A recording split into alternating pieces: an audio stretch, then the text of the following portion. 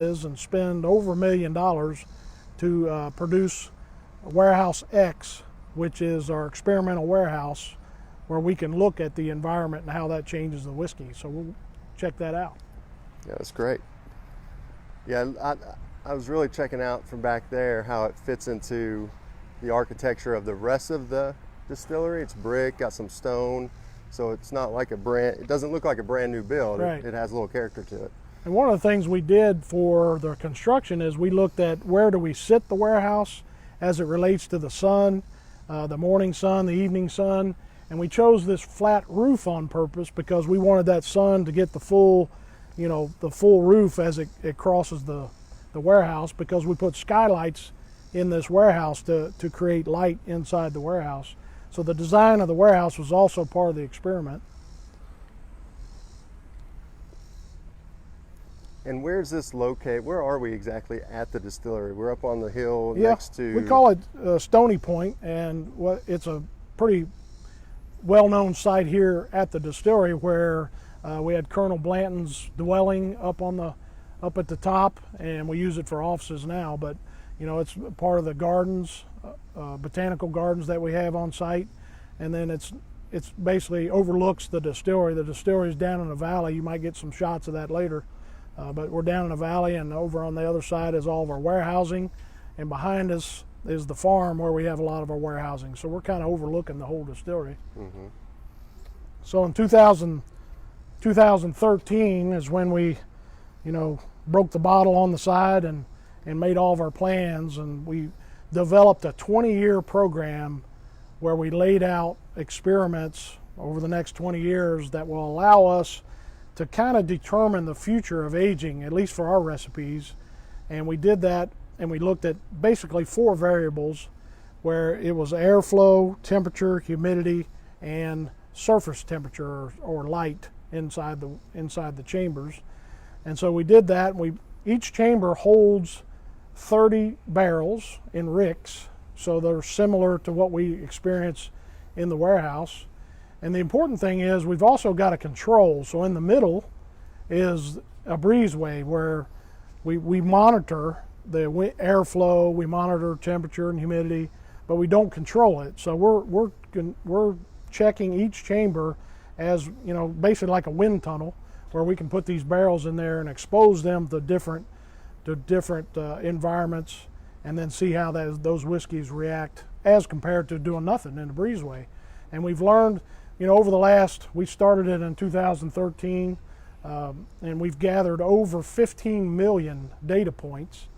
We gather about a couple million data points every 6 months, and we're just learning a whole lot about, so far we've learned about temperature differences and sunlight and surface temperature on the barrels, pressure inside those barrels, and then how that reacts to the environment. So we're learning, as we go, and like I said, it's a 20-year program, so we'll finish up in 2033, and we'll say, okay, this is the very best all-around way to age a barrel of whiskey at Buffalo Trace. So what we did is we have the 4 chambers. So this chamber is meant to mimic the breezeway, but in this experiment we're adding some temperature to it. So if the temperature in the breezeway is 85 degrees, the temperature in this breezeway might be 90 degrees.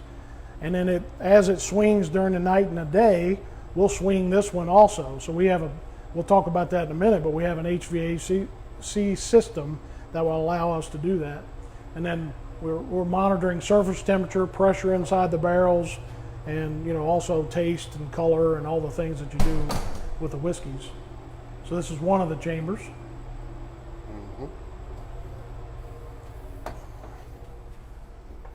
The next one is a little bit different because one of the things we wanted to check is how does swinging temperatures vary from steady temperatures? Is it degree days? And one of the things in here is we don't have the skylight, so it's also dark. We're not seeing those surface temperature differences that we see on the hotter days. So, as compared to a normal warehouse, they may be sitting in front of a window and you see a total different surface temperature compared to the rest of the warehouse. So we're monitoring those. And of course the breezeway, we'll go in there in a second, but in the breezeway, we're not doing anything. So it's sitting there, you know, full humidity, rain, storms, the whole deal. It sees a whole different, kind of a whole different environment, and we want to see how those react.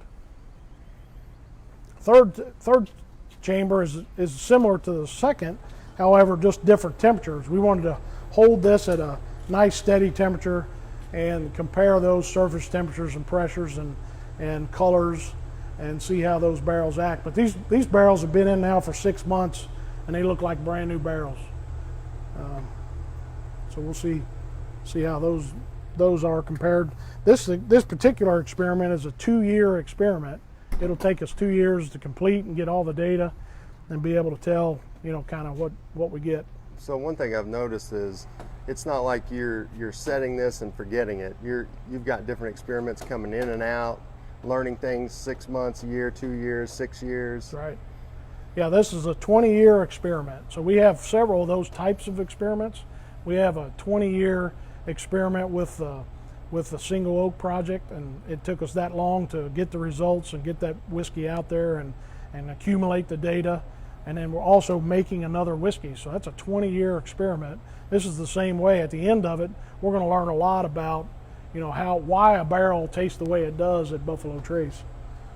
This one is a little bit cooler temperatures, so we're dropping that temperature down, and then we're in the back we've got airflow, and we can show you how, you know, we're monitoring surface temperatures on the sides.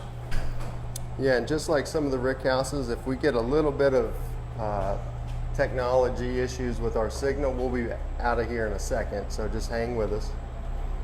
We're checking pressures inside. We want to see, and we're doing that in all the chambers. We're just seeing how that whiskey's acting inside the barrel.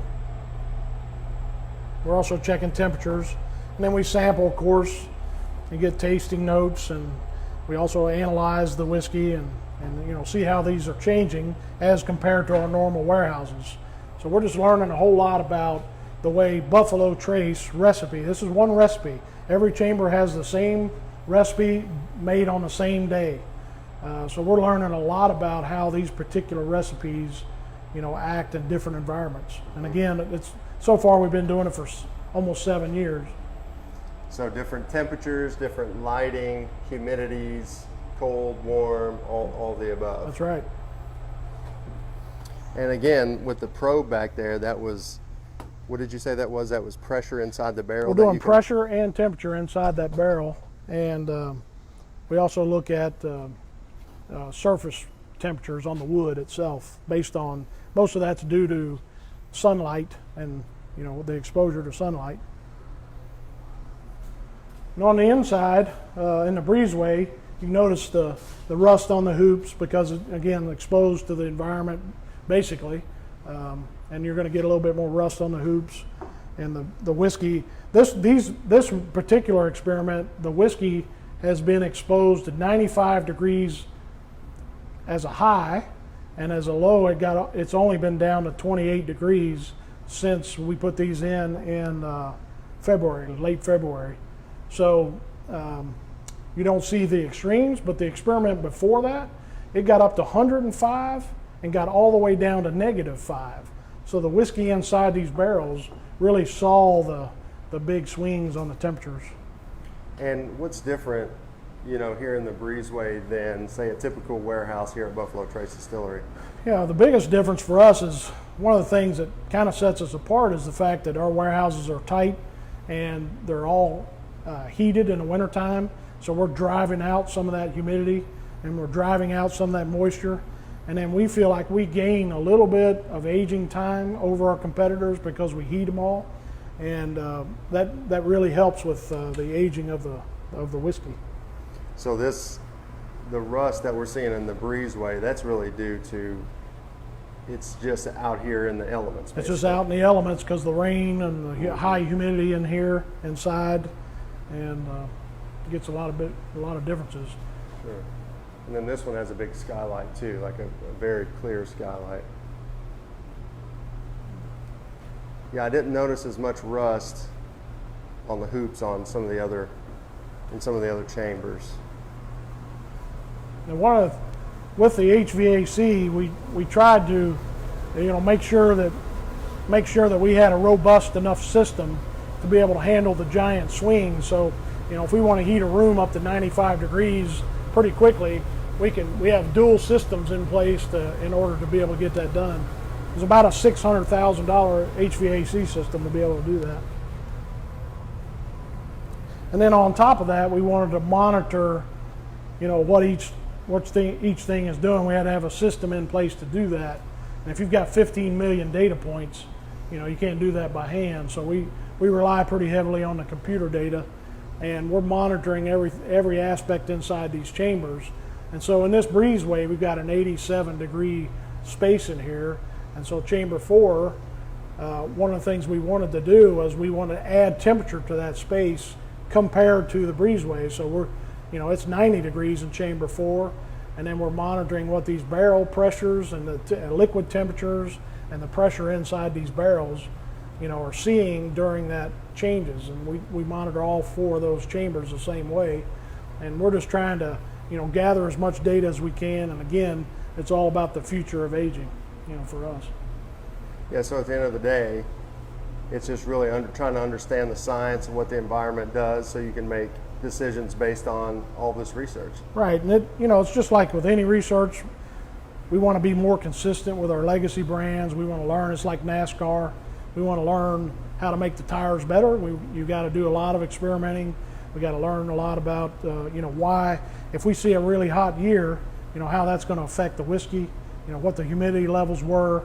And at the end of the day, if you've got a barrel that's been sitting there for 8 years and you can map out everything it's been exposed to, then you should be able to predict a little bit closer how that whiskey's going to taste. Consistency. It's pretty important for our business. Yeah. We were at a different warehouse last week with Freddie, and we talked about last drop and the cooling system in that warehouse. So that seemed like a little bit different of an experiment compared to Warehouse X. Yeah, that experiment is also a long-term experiment, but for that one, we know we want to look at how low temperatures, fixed humidity levels, airflow's fixed. We want to know how that affects whiskey as it ages in the long term. So we might stick a barrel in there for 25 years and see how that barrel reacts, to being in there as an older product. So that's a different style. It's still environmental. It's an environmental project, for the whiskey, but it's just different. With Warehouse X, we're able to control a lot of different variables, at one time. So some of the questions we are getting is basically, is there anything that you have learned from Warehouse X in this warehouse that has been applied to, a product that we've tasted or seen in the market today? Well, the answer is yes. We've learned a whole lot about how the temperature affects the barrels and how the humidity levels and then those airflows, and we understand when we go to the second floor of a warehouse why these whiskeys are tasting the way they are, and so it allows us to be more consistent with our everyday products. But really the main summary to this point, after 15 million data points, is you can take same day's production, same barrels, and produce different whiskeys by changing that environment. And we've proven it, and through these 6 years of experiments. And it's really important for us to understand that and preserve, especially our legacy brands. We want to preserve that flavor, moving forward. For sure. Well, we usually try to keep it around 15 minutes. We know you're busy. We do have a few questions that's come in on Facebook, and sorry I won't get to them all. There's a lot of great ones. Yeah. Ronald asks, will some of those experiments in Warehouse X become annual or limited releases? Well, that remains to be seen. The marketing guys are, licking their chops as far as, being able to taste this whiskey and see what they can come up with. So it just remains to be seen. I think we're going to, if you look at our history, we love to have people taste our whiskeys and give us feedback and let us know what they taste like, and so we'll just see how it turns out on that. So mainly, this is a research facility with not like this is going to be a brand one day. This is more about learning and experimenting and then applying that to other brands and other future brands. Yeah, it is. We call it, the future of aging. And so we're just learning all there is to know, or at least a lot we can learn from the aging test that we're doing. Matt Henderson asks, how often, if ever, do you take the barrels out and roll them around to keep all the wood wet? Well, we do take them out between experiments. So of the 20 years that we have laid out on experiments, several of them are 2-year experiments. So after 2 years, we'll roll all these barrels out, put them in a designated place in the warehouse, and we'll roll, fresh barrels in because we're starting a new experiment. So these barrels are not sitting in any one place for very long. However, in our normal warehouses, we let them sit and we don't rotate those barrels because we want those flavor differences between the floors. And the one thing, the humidity levels inside that barrel, you don't really find dried out barrels on top because you're still, evaporating through that wood. So that wood's always wet from evaporation, different things. That wood is always experiencing, on the inside of that barrel, you've got whiskey, you've got water from the whiskey, you've got all this humidity inside that barrel that's evaporating through the wood pores, and it just stays, moist the whole time. Yeah, another question from Dave on Facebook says, it looks like we've done 2 weeks of experiments, right? How many barrels or experiments are going on here at the distillery? Well, we literally have hundreds and thousands. We have hundreds of experiments and thousands of barrels, and it ranges. Like I said, we look at all techniques. We look at recipes. We've got hundreds of ideas in order to keep something in the hopper all the time, and more experiments coming. We've got experiments that come online every year, and we have to release them through the experimental releases in our labels, or through the Taylor label, or through the Weller label, like with Craft Your Perfect Bourbon. So we've got a lot of different avenues to release these experiments to let the public taste and let us know, give us the feedback. That's great. Yeah, well, thank you so much, Harlan. One more thing, I'm interested in is the expansion here at the distillery. We always like to talk about it. Is there any updates there about where we are on certain things? Yeah, the fun thing about the expansion is, everything we're doing now, we're just basically going to duplicate that. And we're in the middle of all the planning stages to add on a new distillation system, add on more dry house, capabilities. We just finished our cooking operation. We're almost complete with our fermentation expansion. So all these things are designed to make more whiskey and get more whiskey on the market. That's great. That's great news for all of us. Yeah. All right. Well, thanks, Harlan. All right.